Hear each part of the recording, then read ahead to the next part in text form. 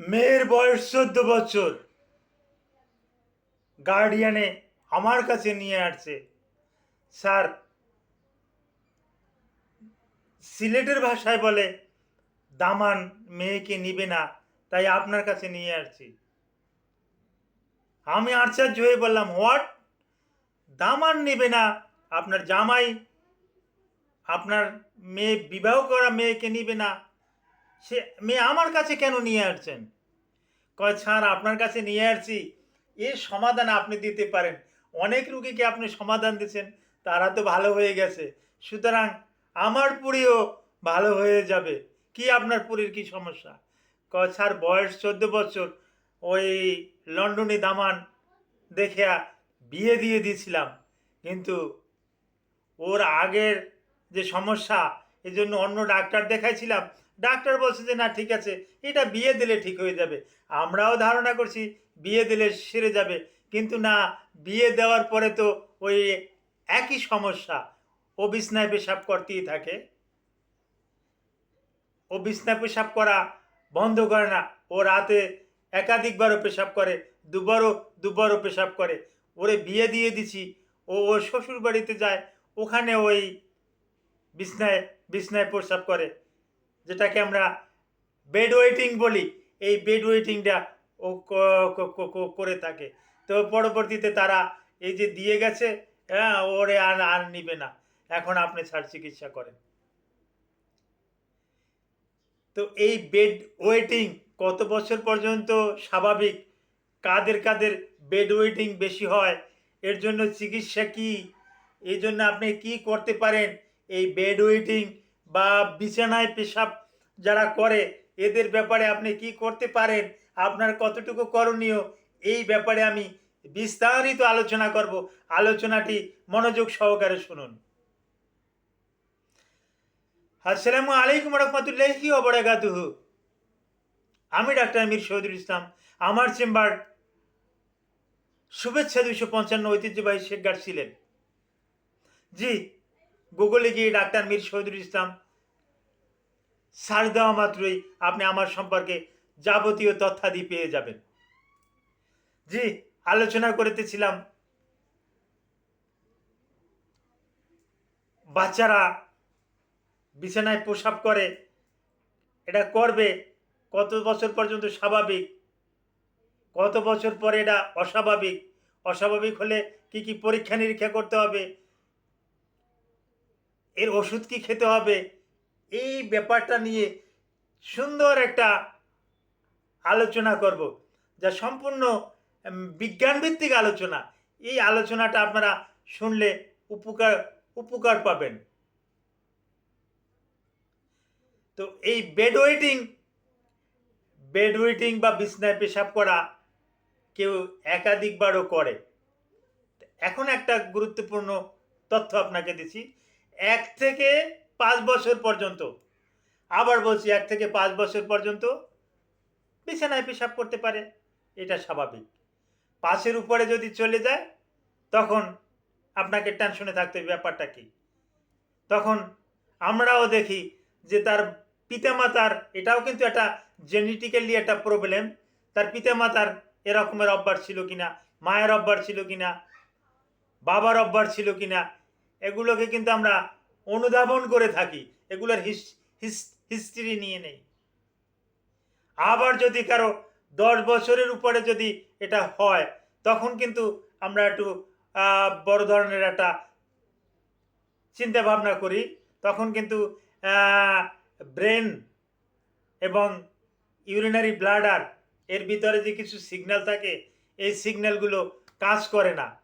এই ব্রেন এবং urinary bladder এর ভিতরে কাজ করে না। ওই ইউরিনারি ব্লাডারটা কিন্তু কন্ট্যাক্ট হয়ে যায়। ইউরিনারি ব্লাডারটা কন্ট্যাক্ট হয়ে যায়, যার পরিপ্রেক্ষিতে সে কিন্তু বেড বেড ওয়েটিংটা করে থাকে, অর্থাৎ বিছানায় পেশাবটা করে থাকে। তো এই বেড ওয়েটিংয়ের জন্য আপনার করণীয় কি? আপনার করণীয় আছে। আপনার বাবুর বয়স বেশি, 8 বছর 10 বছর হয়ে গেছে, এখনও ও করে, এই ভয়েরটা চেঞ্জ করতে হবে। ভয়ের চেঞ্জ করার জন্য ওকে সন্ধ্যার পরে চা কফি জাতীয় কোনো খাবার দিবেন না। ওকে সন্ধ্যার পরে বেশি পরিমাণে পানি খাবার দিবেন না। ও রাত্রে ঘুমাতে গেলে, যখন ঘুমাতে যাবে, ঘুমাতে যাওয়ার আগে ওকে পেশাব করাবেন। পেশাব করাইয়ে তারপর আসে ওকে শুতে দেবেন। তারপরেও একটা কাজ করবেন, আপনারা স্বামী স্ত্রী অল্টারনেটিভ সিস্টেমে ওকে পাহারা দিবেন। আপনি স্বামী, আপনি ঘুমিয়ে গেছেন, স্ত্রীকে বলবেন তুমি জাগনা থাকো, 2 ঘন্টা জাগনা থাকো। 2 ঘন্টা পর ওরেও জাগাবা, আমারেও জাগাই দেবা। বাস 2 ঘন্টা পর ওই মেয়েটাকেও জাগাই দিল, অথবা ছেলে হলে ছেলেটাকে জাগাই দিল, ও পেশাব করলো, আবার এসে শুইল। তখন মা ঘুমাবে অল্টারনেটিভ সিস্টেমে, আবার বাবা 2 ঘন্টা জাগিয়ে থাকবে। বাস এভাবে কিন্তু করতে হবে। আর মানুষ তার অভ্যাসের দাস। এই যে 5 বছর 7 বছর এই বিছানায় পেশাব করে আসতেই এখন এই হ্যাবিটটা যে সে চেঞ্জ করবে, এই চেঞ্জটা তার ব্রেনেও করতে চায় না। ব্রেনেও বলতেছে যে না, এই সিগন্যালটা পাঠানে আমাদের দরকার নাই, এইটাই তো ভালো, শুয়ে শুয়ে আমি পেশাব করতেছি, আমাকে কষ্ট করতে হয় না, আমাকে উঠতে হয় না, এর থেকে আরামটা কি? হ্যাঁ, মায়ের সুন্দর আমার ওই ওয়েট ওয়েট হ্যাবিটের পরিপ্রেক্ষিতে, হ্যাঁ, ব্যাড ওয়েটিংয়ের পরিপ্রেক্ষিতে যে বিছানা খাতা চাদর টাদর এগুলো ভিজিয়ে ফেলি, পেশাব করে যেগুলো ভিজিয়ে ফেলি, এগুলো তো মা সুন্দরভাবে কাঁচাইয়া, হ্যাঁ, খাতা কাপড় এগুলো সাবান ছোটা দিয়া আবার রোদ্রে শুকাই আবার আনিয়ে দেয়। তো এখানে আমার সমস্যা কোথায়? আমি তো খালি শুয়ে শুয়ে পেশাব করে এগুলোরে বড়াই ফেলাই, এই তো আমার কাজ। সুতরাং আমি কেন রাত্রে উঠবো? রাত্রে উঠে কেন আমি টয়লেটে যাব? আমি কেন ওই ল্যাবরেটরিতে যাব? ল্যাবরেটরিতে গিয়ে কেন আমি এই ইউরিসিস করব? হ্যাঁ, মানে এই পিইং করব? ল্যাবরেটরিতে আমি যাব না, আর পিইং করব না। এইটা তার মনে মনে মনে এইরকম একটা ধারণা করে সে বসে থাকে। এই ধারণাটা ভাঙতে হবে। আবার আমরা দেখেছি, বা আপনাকেও একটা গুরুত্বপূর্ণ একটা তথ্য দেই, একটা বাচ্চার বয়স ধরেন 5 বছর, একেবারে জাস্ট 5 বছর, ও পেশাব করতে গেছে, পেশাব করে আসছে, আসার ঠিক 2 মিনিট পর আবার বললাম তাকে সুন্দরভাবে বুঝাই টুজাইয়া, যাও বাবু আবার একটু পেশাব করো। তো ওই 2 মিনিট আগে যতটুকু পেশাব করছে, যদি ও 10 ml, সরি, যদিও 50 ml যদি পেশাব করে থাকে, বা 100 ml যদি পেশাব করে থাকে, এই 2 মিনিট পরেও কিন্তু আবার 100 ml পেশাব করবে। এরকমের কিন্তু কারণ আছে। কারণ পেশাব করাটা সম্পূর্ণরূপে ইচ্ছাধীন কার্য বটে। এইটা কিন্তু একটা গুরুত্বপূর্ণ কথা, আমার কথা না। এটা ইউরোলজিস্টদের একত্রিত হয়ে তারপর তারা এই অভিমতটা দিছে, পেশাব করা, মূত্র ত্যাগ করা, এটা সম্পূর্ণরূপে একটা ইচ্ছাধীন কার্য বটে। তো এই ইউরোলজিস্টের এই কথাটা কিন্তু আপনারা স্মরণ রাখবেন। পেশাব করা, মূত্র ত্যাগ করা, পিইং করা, এটা সম্পূর্ণ একটা ইচ্ছাধীন বটে। তো এই বাচ্চারা যখন যায়, তখন কিন্তু আবার 100 cc পেশাব করে। এর কারণটা হলো, প্রথম যখন বাচ্চাটা পেশাব করে আসলো, তখন কিন্তু সে একটা চাপের ভিতরে ছিল, তাড়াহুড়ার ভিতরে ছিল। তাকে খেলায় যেতে হবে, তাকে স্পোর্টসে যেতে হবে, তাকে স্কুলে যেতে হবে। হ্যাঁ, কোনো রকমের অর্ধেক পেশাব করার পরে তার ওই ব্লাডারটা কিন্তু সে করে ফেলছে, ডাইলেট করে ফেলছে, ব্লাডারটা ডাইলেট করে ফেলছে, সে চলে আসছে।